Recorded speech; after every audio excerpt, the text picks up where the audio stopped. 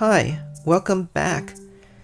Today we will continue with our reading of my novel Bug Guy, a book that takes Kafka's The Metamorphosis and adds a twist of having him deal with modern-day issues, like becoming an internet celebrity. Chapter 3, Part 2, A Bug and Pony Show. I slept well that night, for the first time since I had turned into a giant bug. The next morning, Alex showed up to put on my makeup, and Mary gave me more notes on what to say and how to react during the interview. Frank came in looking worse for the wear and made some last-minute alterations to the suit, which then fit perfectly. As they prepped me and powdered my face, I was busy practicing in front of my mirror. We left for the TV studio early, just in case traffic got out of hand. As I sat in the taxi, the warmth of the sun on my body felt so relaxing that I wanted to take a nap. But all too soon, we arrived at the studio, and it was all business from there. A young lady wearing gold wire-rimmed glasses smiled at me and said, "Oh, you're the bug guy, aren't you? How silly of me. Of course you are. How are you? We're all thrilled to have you on the show. There's a buzz around the office." I was so taken aback that someone would be so excited to meet me that I kept stumbling over my words. I'm thrilled to be here. My name is Evelyn. I'll take you to the green room where there are plenty of snacks waiting for you. Thank you, but I don't eat normal food anymore. Ever since I got turned into a giant bug, my taste has shifted over to garbage. Oh, don't worry. I prepared for that. Just for you, I went down to the dumpster and snagged a bunch of rotten fruit. I raised my antennae. Really? How thoughtful. Evelyn coyly smiled and said, Bugs are a passion of mine. I could tell that you belong to a species that likes rotten fruit. Still stunned by her knowledge of insects, I asked, What are you, an entomologist? No, but I know a lot about insects because, well, it's a long story. Perhaps if you have time later tonight, I can tell you over a drink. She was as good as her word about the fruit. In the green room, there was a big bowl of moldy grapes. I went right for it. While I chomped down on my snack, Evelyn squealed in delight. Oh my God, there are so many things I want to ask you. Like, what does the world look like through those big black eyes? I hope Steve asked you that. A little blurry, but I cope by making the text on my computer much bigger. I think I should get glasses, but I need to find an optometrist that make one with 100 lenses. The door burst open, and a man with a hipster beard strode in. He held out his hand for me to shake and said, Hi, I'm Trevor, your biggest fan. As he shook my leg, I was perplexed. I have fans now? After he let go of my leg, Trevor looked down at his hand and saw a black stain on it. Sorry about that. I can't hold a pen, so I dip my leg in ink and I use it to write. He smiled and said, That is so cool. I'm not going to wash this hand until I get this permanently tattooed. It was Trevor's idea to bring you on our show. Yeah, when I saw your video online, I said to Steve, we gotta get this guy before someone else does. He's hilarious. I was laughing my ass off. This would be my middle finger if I had a middle finger. How do you come up with stuff like that? Alcohol. Lots of alcohol. When I first saw you, it was totally surreal. I kept asking myself, was I really seeing what I thought I was seeing? It was so odd and incredibly cringy, but I couldn't look away, like a train wreck, but the mother of all train wrecks. In the end, I had to laugh. It was either that or cry. I watched it over and over again, and finally I realized why I liked it. You reminded me of my uncle when he was drunk. Even if it was a human being, I would have been mesmerized. I don't know. The big part of what makes it priceless for me was watching a giant bug doing it. Right then, someone barged in and said to Trevor in a panic, We need you at the set. There's a problem with the lighting. Trevor sprung up from his seat and left without saying goodbye. Evelyn looked around, and when she saw there was no one else there, she scooted over to me as close as possible, then said in a soft voice, I don't want anyone else to know this, but I think you look cute. Really? Everyone else told me I was hideous, even before I transformed into a bug. She smiled and said, How can anyone say that when they look into your huge dark eyes, your emotionally expressive antennae, and that strong, manly jawline? Her eyes suddenly became dreamy as she stroked my mandible with her right hand. I'm wearing heavy makeup right now. I don't want to ruin it. She snapped out of her trance. Oh, sorry. What I was meaning to say was... Right then, someone who looked like a kid, maybe an intern, walked in, and he and Evelyn conferred in a whisper. He nodded and left, and she continued, Would you like to come over to my apartment tonight? I don't know if you big celebrities pay attention to a low-level assistant like me. I'm not a big celebrity. You're giving me too much credit. But sure, to be honest, so far I'm having trouble finding anyone who can endure the sight of me. So I'm glad you think I'm cute. Great! I'll see you after the show. Break a leg, or as many legs as you can. she said, then left the room, seemingly on cloud 9. Just as Evelyn left, a stagehand marched in and said, Come out. You're on next. Any minute now. Crawling down the corridor, I could hear Steve announcing my entrance. For most of us, the worst thing about waking up is bad hair. But this guy found himself transformed into a giant bug. Please welcome our special guest, Gregory Samsa. The crowd roared as I stepped onto the set, but the studio lights were blinding and I couldn't see anyone. Nonetheless, I waved to the invisible public as I crawled to my seat, which has been carefully prepared to fit my new body. I sat down and Steve shook my leg, waiting for the whoops and cheers and applause to die down. When it did, he said, Welcome to the show. It's a pleasure having you here. The pleasure is all mine, Steve.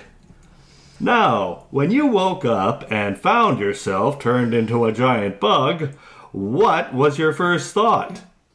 How do I get to work? A few chuckles rippled through the crowd.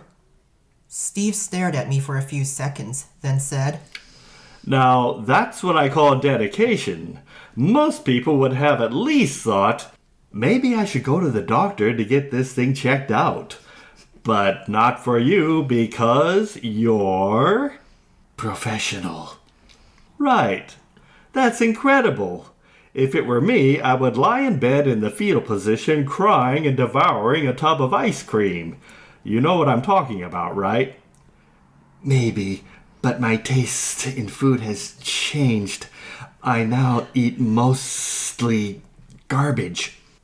Garbage? Yeah, rotten fruit, rancid meat, Domino's pizza. The crowd burst into laughter. Steve looked at me and said, That's a great joke and an even greater delivery. If you keep doing that, I could be out of a job. But hey, go easy on Domino's. They're one of our sponsors. That wasn't a joke, I replied, but laughter from the crowd drowned out what I was saying. When the crowd calmed down, Steve said, Your boss must be awfully proud of you. No. She's afraid of me. Afraid? She should be impressed. You are obviously the most dedicated employee any boss will ever meet. You went above and beyond 1,000 times more than what is even expected of a Green Beret. if one of my employees turned into a giant bug and showed up to work anyway, I would say, give this giant bug a raise. Steve pounded his desk, and the crowd erupted. Pandemonium reigned for a good half-minute. Steve sure knew his guacamole on how to milk the audience. You must be the most popular worker in your company right now. No, all my coworkers find me disgusting. The audience sounded a collective, Aww. Surely not everyone. Your closest pals probably understand what you're going through. No, my closest pal at work doesn't want anything to do with me anymore. He doesn't even want to drink with me after work. Steve raised his eyebrows and said, Would you like to have a drink with us after the show? Oh, thank you. How very thoughtful of you. The crowd applauded. Steve turned his head to a producer-looking guy standing off stage and said, Now, let's take a look at the video that made you famous. As the video of me getting drunk started playing on the monitors, the crowd burst into cheers again. I physically cringed. I was sitting in front of the live audience, maybe 200 strangers, being beamed out to a televised audience of millions, reliving the most regrettable episode of my life. I wanted to claw my eyes out, but that would only have made matters worse, so I put on my poker face and pretending to be unfazed by my humiliation in front of the entire nation. When the video had finished, Steve turned and asked, When you uploaded that video, did you ever dream you would be here on my show? I didn't upload that video. I was streaming it for friends, and some friends of theirs. And someone took a screen capture, edited it, and uploaded it on their channel. Well, aren't you glad they did? You're sitting here with Steve Stevenson because of it. Contradictory thoughts ran through my mind. On the one hand, I wanted to be sincere and tell him how much I hated that video. On the other hand, I remember Mary schooling me on how I should take pride in that video, own it, in her words, and be grateful for the attention it had brought me. I decided to split the difference. Well, Steve, I am both glad and not glad. Tell me more. I am glad everyone knows about me now because of the video, but I wish people knew about me because of all the other awesome things I did. Oh? What awesome stuff have you done? Well, there was that time I started a rock band. The audience sounded a collective, ooh. Hey, you know how much I love rock music. I am willing to support you as a musician as much as possible. If you have an album to plug, you can do it right here, right now. Thank you, Steve, but I made an album over a decade ago that flopped so bad that I couldn't find a copy of it to show to the audience, even if I tried. Steve gave me a mischievous smile, reached down under his desk and pulled out a CD, and said, Don't worry, we found a copy on eBay. He then looked at the audience and said, For my younger audience out there, this is a CD. You know those shiny discs Grandma keeps on her shelves? You put one inside a machine and music comes out. I think even the youngest in the audience will know what a CD is. Steve smiled waggishly and said, That was a joke. That's what Steve Stevenson does. He cracks jokes. I exaggerate and stretch stereotypes and prejudices until they become funny. Sorry for being too literal. All my friends call me autistic. All is forgiven, Steve said, and held up the CD for the camera. It's called Guns in School. Now that was a provocative title. Provocative is maybe the nicest thing anyone's ever said about the title. I know that it's a terrible name for an album or for anything. At the time, we thought it was edgy, but it was just stupid. Is it about either guns or schools? No, that was the other problem. We had this concept of a post-apocalyptic world where the hero has to defeat a cyborg orc army of the Dark Lord to save the Queen of Sheba. We were thinking of Terminator meets Mad Max meets Lord of the Rings meets Titanic in the form of music. We were young and not as bright as we thought we were.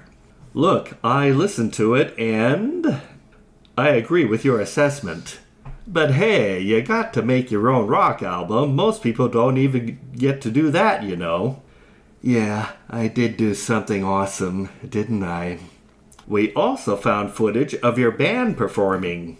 A video of my band playing appeared on the studio monitors. It faded out after about 30 seconds.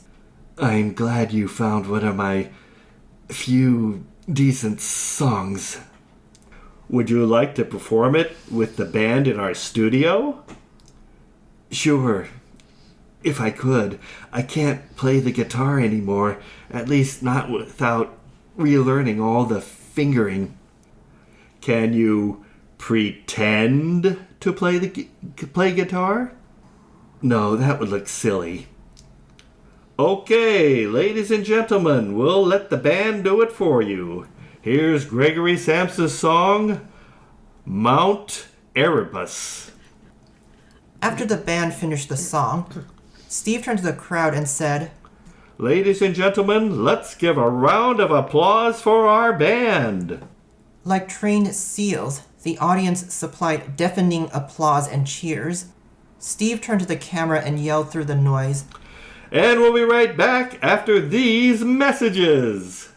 He then turned toward me, shook my leg, and said into my ear, Good job. This was one of the most enjoyable interviews I had in a long time. I walked off set and was about to leave the building when I bumped into Evelyn. Aren't you going drinking with Steve? Oh, that. I thought Steve just said that to please the audience. No, he really meant it. Just go to the break room. He'll be there after he wraps up in 5 minutes. Evelyn led me to the break room. By the time I got there, it was fully packed. Some of them held bottles of beer aloft in my honor. Everybody looked in my direction and cheered like a professional wrestler was making his entrance in the ring. That was the best performance ever, A starry-eyed young woman said. Please, you give me too much credit. No, we're not kidding. That was even better than that time we had George Clooney. A young man in a flannel shirt said. Usually I hate unwarranted flattery, but considering how things have gone for me in the past few days, I was willing to completely embrace this kind of treatment. Do you want a beer? No, I'll have a soda. After getting a beer, she said, We must take a group photo. I can't wait to show my friends that I met the bug guy. She gave her phone to Evelyn. The entire group closed in around the table for a group portrait. Evelyn took 3 pictures so she could select the best one. We also needed to post a photo to our official website, something that will draw people's attention and make them want to click on our videos. How about if you stand behind us and pretend you're going to attack us, like in a horror movie or something? You know, like one of those cheesy 50s B movies, Attack of the Killer Bug or something. I lowered my antennae and said, Isn't that a bit demeaning? I may be a bug, but I'm not a movie monster. Come on, it's just a joke. Nobody will take it seriously and think you're the real monster. I sighed and found a chair so I could stand above them. They reduced the group to 3 people and used forced perspective to make me look bigger. I spread out my legs and mandibles as they tried to look hapless and scared to death, as though I was about to devour the lot of them. After that, a tall person of indeterminate sex said, I have another idea. Why don't you do some sort of kung fu pose, like you're a teenage mutant ninja beetle? I was getting tired and snapped, Do I really have to? Oh, come on. We flew you across the continent and paid for your hotel. The least you can do is help promote the show. Then they all grinned at me with the calculated precision of people who belonged to a cult. I felt pressure by their unusually cheerful mugs and tacitly agreed to pose for them. First, they put a headband on my forehead, took off my black jacket, and tied a black belt around my abdomen. I did a karate pose, but it was hard to keep my balance, so they propped up one of my legs with a stool. They said they photoshopped the stool away so it looked like I was posing for real. After that, we did a few other pictures. One reenacted the to be or not to be scene with someone holding a plastic skull meant to be Urix. Another goof on the song Walk Like an Egyptian. After a while, Steve showed up. I see you're having fun with my staff. He said, smiling broadly. Not sure fun is the correct word. I'm doing this to advertise your show.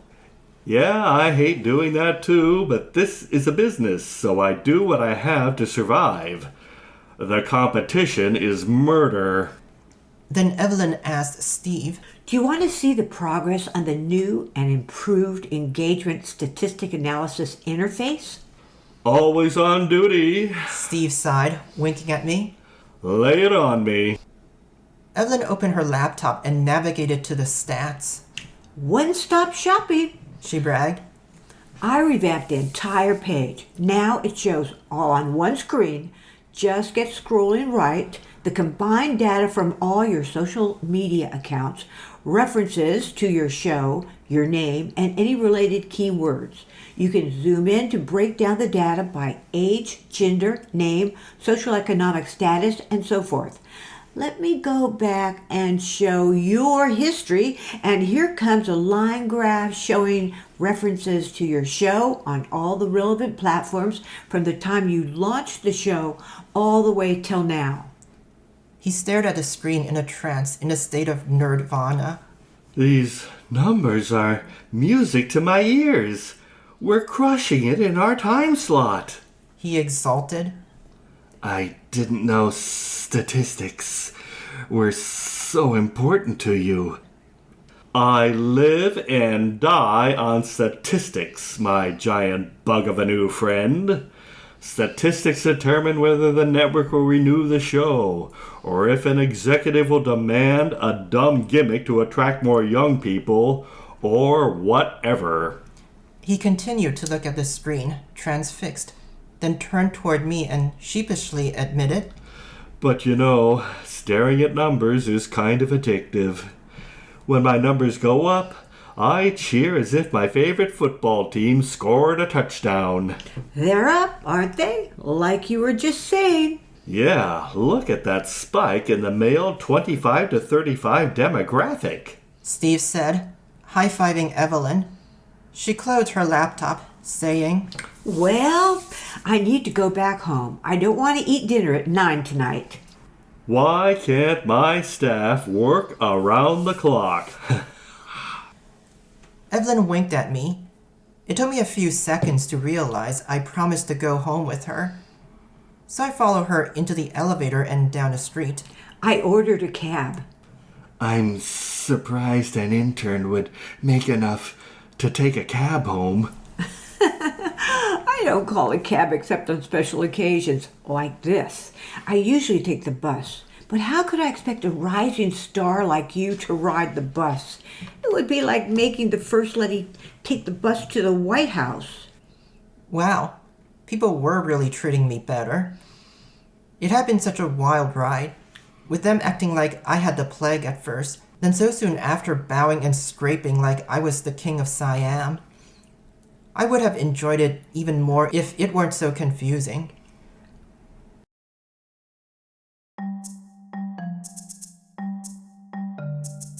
And that concludes Chapter 3 of Bug Guy. I thank my friends Dave Strom and Edie Matthews for reading along with me. If you're interested in reading my book, I've provided a link to where you can purchase it. And now I will lead you out with a conversation between the three of us after our reading. I'm getting the exact sound of his voice, but I'm thinking of David Letterman when I do that talk show host. Yeah. Kind of the way he'd say things, Well, now our next guest. Kind of sarcastic like. Kind of the sarcastic tone in his voice all the time. Yeah, it's like he's not really believing the phoniness of, I guess he's kind of softened up. He has this other show on some cable thing where he does this in-depth interview with somebody, like I think he had Barack Obama on. I didn't see it, but, for a lot of times it was like, sometimes he'd be kind of insulting, and he hated it to promote somebody's movie, didn't really want to show the clip, and it's like, anyways. He used to be at the Comedy Store, but he's one of the few hotshots back in the 90s that I'd never seen perform. But, Leno, of course, I did Leno and Seinfeld and Jim Carrey and Paul Rodriguez and everyone. I remember when David Letterman had Patrick Stewart on to promote Star Trek The Next Generation. He says, well, let's see a clip of the show. But instead of showing Star Trek The Next Generation, they showed Beavis and Butthead cartoon where Butthead is Captain Picard and Beavis is number one, Oh, that's funny. Bud is this, this is cool. and Beavis says, Captain, where the engines are gonna blow up or something. He says, number one, I order you to go take a number two. So how did Patrick Stewart kind of had a frown on his face.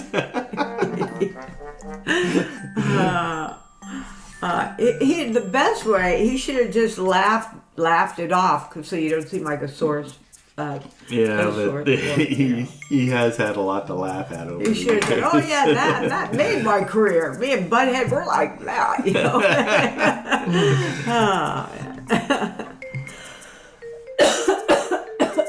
I have not Beavis and Butthead, but I have these characters in my stories, the two dudes who are kind of like Butthead and Butthead. And it's like they'll speak together, they each share half a brain, and their signature line for Holly is, can we sit next to you?